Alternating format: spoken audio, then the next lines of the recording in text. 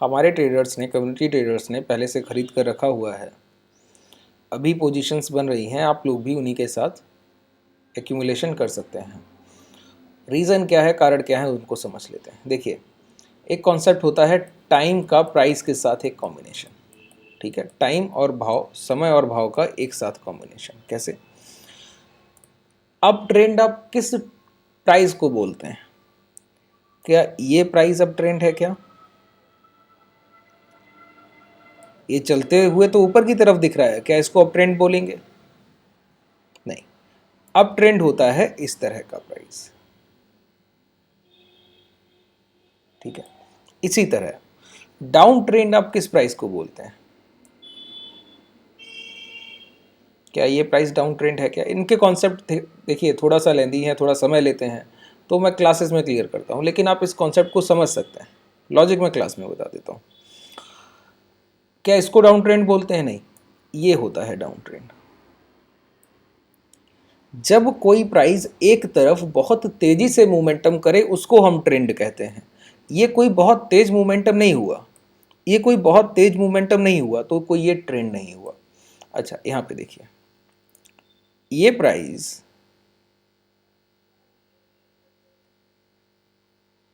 इसको आप मोमेंटम बोलेंगे? बिल्कुल बोलेंगे। क्यों? क्योंकि ये स्ट्रक्चर इस तरह का लगभग लगभग आपको दिखता है। अब यहां पर आइए, क्या इस प्राइस को आप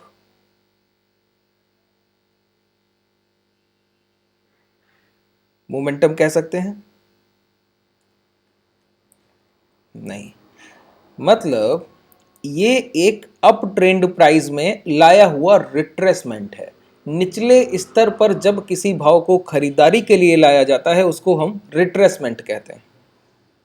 इसी को टाइम विद प्राइस के कॉन्सेप्ट से हम लोग क्लियर करते हैं। मतलब किसी पर्टिकुलर प्राइस में खरीदारी में लगे समय के तुलना करना बिकवाली में लगे समय के साथ। जैसे ये प्राइस एक स्तर तक चल के आया जो अभी दिख रहा है 168, इसके पीछे का स्विंग लो देखिए 162। क्या 168 से प्राइस इस हाई तक चलकर गया? कितना समय लिया? 12 जुलाई 2030 और 25 जुलाई, 12-13 दिन का सेशन है। यहाँ पर 17 अगस्त के बाद प्राइस यहाँ तक अभी तक कितना सेशन लिया?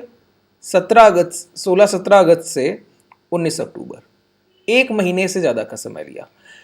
उतने ही प्राइस को चलने में प्राइस ने समय लिया ऊपर की तरफ 12 सेशंस, और गिरने में लिया, ट्रेडिंग सेशंस की बात की जाए तो एक महीने के 22 सेशन होते हैं, तो 22 से 25 सेशन का समय लिया। दुगना समय बिकवाली में ले रहा है और खरीदारी में उसका आधा। मतलब बायर कहीं ना कहीं स्ट्रांग है। टाइम विद प्राइस का कॉम्बिनेशन, ठीक है। तो ये सारे कारण हैं जिसकी वजह से अशोक लेलैंड एक अच्छी खरीदारी का प्राइस दिखता है। अगर आप वीकली टाइम फ्रेम देखेंगे तो आपको और बेहतर पॉजिटिव प्राइस एक्शन देखने को मिलेगा। ये एक रेजिस्टेंस था इसका, जहां पर प्राइस आके कंसोलिडेशन करके ब्रेकआउट किया, और ये मैंने कहा रिट्रेसमेंट। इसी प्राइस को रिट्रेसमेंट कहा है। क्यों कहा है? क्योंकि निचले स्तर पर जब भाव इस तरह से लाया जाए जहां खरीदारी की जाएगी, इसी को रिट्रेसमेंट कहते हैं, उसको ट्रेंड नहीं कहते हैं। प्राइस किसी डाउन ट्रेंड में नहीं गया है, कमजोर भाव नहीं है, खरीदारी के लिए नीचे लाया गया है, क्योंकि पहले भाव ऊपरी स्तर पर महंगा हो गया था, बड़े बायर उस स्तर पर खरीदने को तैयार नहीं थे।